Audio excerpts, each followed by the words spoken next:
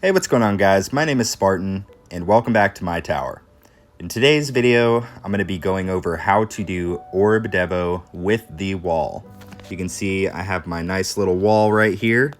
And unlocking the wall has allowed me to go from farming tier 8 pretty reliably to now farming tier 9 and 10. There's a lot that goes into the wall, but this has been a fairly requested video topic just for the sake of there's really not a lot of content and guides available for Orb Devo with the wall. I've been the past few days talking to different people on the Discord server, the official tower Discord server, and my own. I have compiled a whole bunch of information as well as just personal stuff that I've done myself, and I'm going to try to make this as easy to understand and simple as possible. That being said, feel free to ask any questions that you guys have down in the comments below. And if you enjoyed this video and find it valuable for you and your tower, maybe consider throwing me a little subscribe. Currently, as it stands, I think about 20% of you guys watching are subscribed. So maybe we could get that to like 25 or 30, you know? Enough of that. Let's go ahead and talk about Orb Devo. If you're brand new to the Orb Devo strategy, Orb Devo is a strategy that effectively hoards enemies around your tower, and you kill the basic enemies with your Thorns, and the main goal is for all three of your ultimate weapons, your Death Wave, Black Hole, and Golden Tower to go off at the same time. And then basically you're stuck with tank enemies, and you're gonna kill all the tanks and reap all of the coins that they have to offer. Orb Devo has honestly been one of the major contributors to how quickly I've been able to progress, if you guys have been following my Tour My Tower series. I'm not going to do a full comprehensive overview for beginners of Orb Devo because I already made that video, and I will have a link down in the video description so that you guys can check out my original guide if you are more new to Orb Devo and just want to see what all the strategy actually is. Now that that's covered, let's talk about the range. So your tower range, there are 3 recommended ranges that you can use, and along with that there are 3 recommended shockwave sizes that you should use. So to sum it up, I currently farm at range 69.5 and shockwave size 1.5. This allows me to really push enemies away without pushing the tanks too far so that the orbs actually kill them. And the reason that I actually use max range of 69.5 is because my black hole size is pretty decently big. I have a size of 64 meters currently. And as you can see, there's very little area of my tower that does not have black hole coverage. So pretty much the way that you determine what tower range that you should do is based on primarily your black hole size. So if your black hole size is probably around like 38 meters, 40 meters, 42, I would probably just stick at the default range of 30 meters. Because if you do any higher than that, you're really not going to maximize the utility of the black holes. So if you are in that boat, the shockwave size that you should use for that is 0.9. If your black hole size is a little bit bigger, probably somewhere between like 46 and like 54, then you could probably jump to range 40, and for that you'll do shockwave size 1.1. And I would say if your black hole size is really any higher than probably 58 meters, you could definitely do max range of 69.5 with shockwave size of 150 like I currently have. The reason that I am so specific on the actual tower range and shockwave size is because if your range is too high, if you go ahead and just max it out, but your black hole is not big enough to really actually pull the enemies in, you're not going to be maximizing Orb Devo. So that covers the range. Let's go ahead and talk about when you should consider unlocking wall. A lot of people have said different things. This is personally what I did. I started wall after I was making over 1 trillion coins per day farming with normal Orb Devo without wall. And the reason that I did that is mainly because the labs that you need to actually upgrade get very, very expensive very quickly. So what a lot of people will do is actually unlock the wall, start your labs for the wall, and then do a respec back to normal Orb Devo. And the reason for that is because if I have a lab going, if I have lab queue on, which is this little button right here, it will automatically start the next level for that upgrade, regardless of if you actually still have the wall or not. Unlock wall first, then start your upgrades, and then do a respec back to normal Orb Devo. But now let's actually talk about the labs themselves, and I would say the general minimum requirements prior to fully unlocking the wall and trying to use it. There's a lot of debate on this topic as well, but again, I'm just going to tell you strictly what I did, and it was able to work for me. First and foremost, let's talk about your wall health. This one is decently cheap and has relatively low upgrade times. So wall health is going to give you a maximum health of the wall as a percentage of your tower's health. And personally, I would recommend getting your wall health as high as humanly possible. I was able to max mine in about a month of having it on 2 times the lab speed. So it's really not that difficult of a lab to kind of finish, but it is very, very important. The next lab, and this is going to be super, super important, is going to be your wall Thorns. So I got mine originally to level 10 whenever I unlocked wall. I would honestly probably suggest getting it to 11 or 12 just to be safe. But the way that the wall Thorns work is effectively the wall damages the enemies on hit based on a percentage of the thorn damage that you have in the workshop. So if you have a 101% thorn damage like I do, and you have an 11% lab for the wall Thorns, it effectively takes somewhere between 9 and 10 hits to kill an enemy. And the next lab that we're going to talk about is actually the Wall Regen lab. And this one is super, super important. This is actually going to heal your wall whenever it takes damage. And so the level that I personally did was I got it to level 13 and left it there. I, at some point, will probably try to get this higher, but due to the very, very high upgrade time, I'm just leaving it at level 13 for the time being because it's allowing me to farm tier 10 pretty reliably, and I really don't see a need to go any higher than level 13 at the moment. And the way that the Wall Regen works is it actually allows the wall to regenerate the health based on your tower's health regen. So similar to the Wall Health Lab, how it gives you a percentage of effectively your workshop health as the wall health, this is pretty similar. It will heal your tower. It will regenerate your tower based on a percentage of your health regen workshop and lab. And the next lab that's super, super important is going to be your wall fortification. And the easiest way to explain wall fortification is this effectively acts similar to package max recovery. My package max recovery times 16.5, it gives me basically just more bonus health. The wall fortification is effectively the same thing, but for the wall itself. And I will say, wall fortification is going to be your most expensive upgrade by a long shot. You can see I currently have mine at level 25, which is 500% of my wall health. And I would say the base requirement for wall fortification would be level 10. That's personally what I did. Use level 10 as sort of a minimum, but I would say keep that lab going until you get it maybe to like level 15 or 20 would be great. But keep in mind, it is super, super expensive. And so these other 2 labs, we have the wall rebuild, which I'm currently doing. But in terms of Orb Devo itself, wall rebuild is not super critical. Likewise, the wall invincibility, this one I would say also is not super critical, and it's pretty expensive. So I would say that those 2 between wall rebuild and wall invincibility will be mainly just your optional ones that you can do if you want, but by no means are they like required for the build. And a couple additional labs that will help you with the wall itself. The first one is going to be your Health Regen lab. This effectively will raise the amount of your wall regen. So the higher your health regen is, the more effective that your wall regen will actually be. And the second that I would do is your health lab, just trying to get this as high as possible.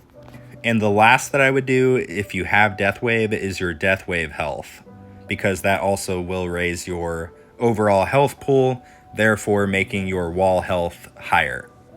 So that's actually going to cover it for the wall labs. Let's talk now about the workshop, because there are some differences when you are using the wall.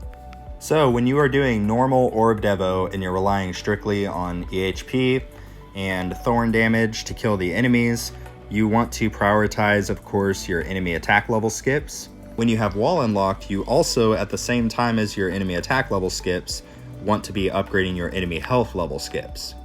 And I will go more into the reason why for that later in the video. The next workshop stats that are going to be really important for when you are using wall is going to be obviously your tower health and your tower regen. And you can see I have both of mine at level 5,500 currently. You don't necessarily need to have them this high. I mainly did this for the sake of maxing them pretty quickly in tournaments. But the higher that you can get these, the better, definitely.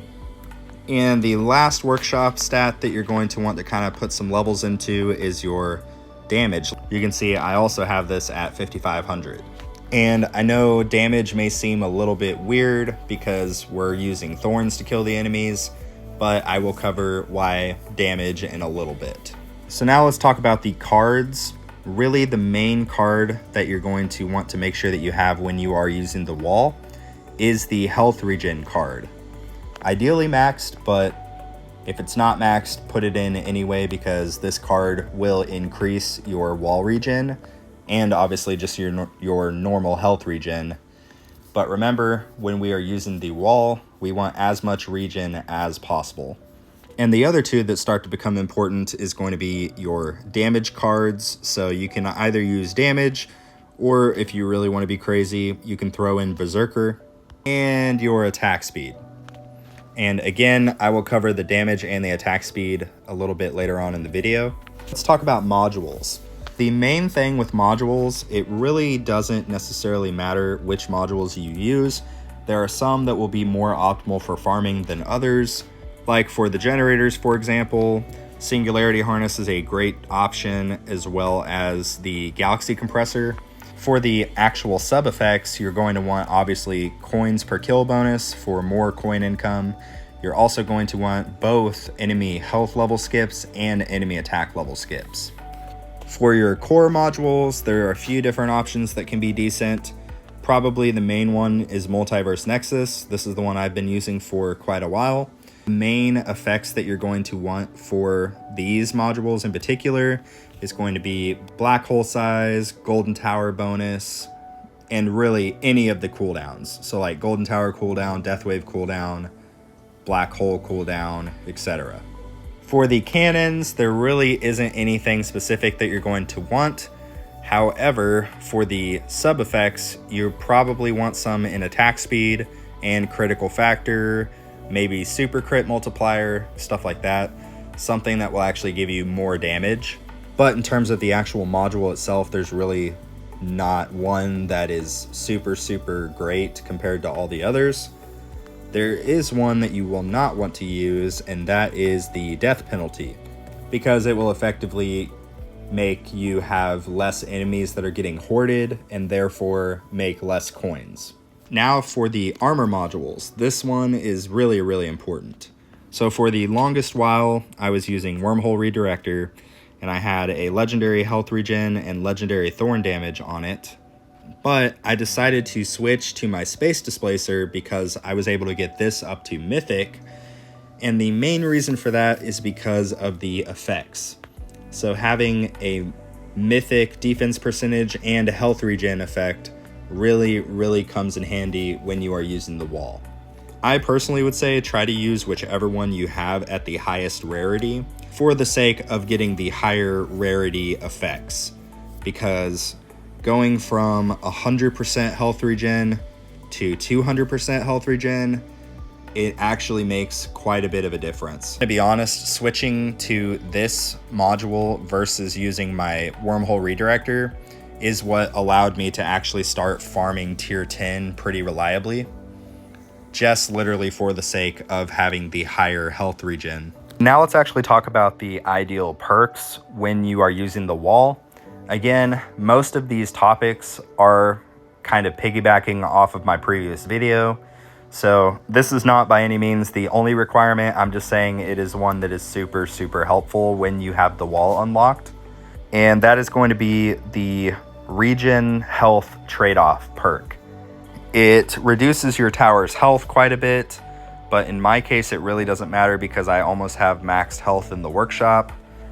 And it gives you a significant boost in your health regen, which therefore makes your tower survive longer because your wall basically starts to become like unbreakable until way, way, way later. So that honestly is going to be like the main perk that you're going to want. Under the standard perks, you're going to want to take all of the health regen perks. And in terms of perks to avoid, try to avoid anything that gives the enemies more damage. And likewise, don't take anything that reduces the health regen. So that covers pretty much everything. Let's go ahead and talk about the strategy that I use when I am doing Orb Devo with the wall. What I do whenever I first start a run and my intro sprint is going is I effectively get myself set up. So the first thing that I do is get my range set. So I set my range at 69.5. Then I go to the defense workshop and I set my thorns at maxed. And then after my thorns, I scroll down and I set my shockwave size to what I want it at. So in my case, at max range of 69.5, I want my shockwave size at 1.5. After that, I will go to my utility workshop, and then I will basically swap between enemy attack level skips and enemy health level skips. And I will do that for quite a while I'm kind of getting my perks up. And later on in the runs, more and more enemies will start to stack up on your tower because your wall thorns will basically not be able to really keep up. So here is when we start relying on tower damage. So at that point, and for me in tier 10, it will generally be somewhere around like wave 1500 to 2000 is when I have to start kind of making these upgrades. The first thing that I will do is I will upgrade my attack speed, and I will just generally max it out. The next thing I will do is max my critical factor. And then after that, I will max my rapid fire chance. I will then let that kind of sit for a while until I start seeing more and more and more enemies stack up. And then at that point, I will max my damage and my damage per meter. Then essentially, I will repeat the process later on for multi-shot and bounce shot. Once I have all of this stuff maxed and it's getting way, way later into the run, I will then turn on my damage ultimate weapons.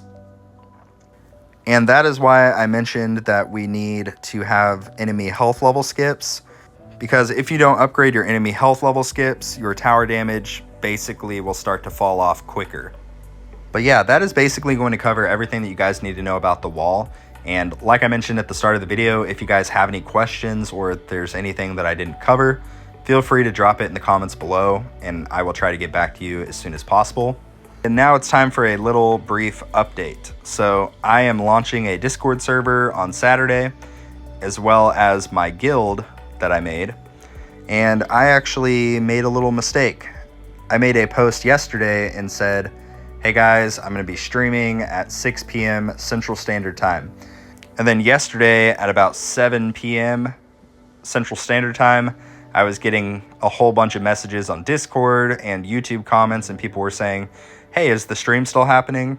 So I accidentally forgot to leave out a critical detail, which is the day that I'm going to do this live stream.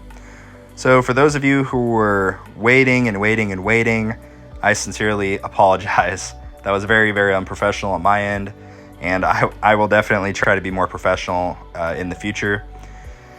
It's been a crazy, crazy mess trying to get this Discord server all set up, and I've had a few guys in the server already kind of helping me test things out and get everything all set up so that it can be a really cool experience, because I really feel like once we get the server going and we get kind of just chatting back and forth, I think it'll be a really, really cool thing.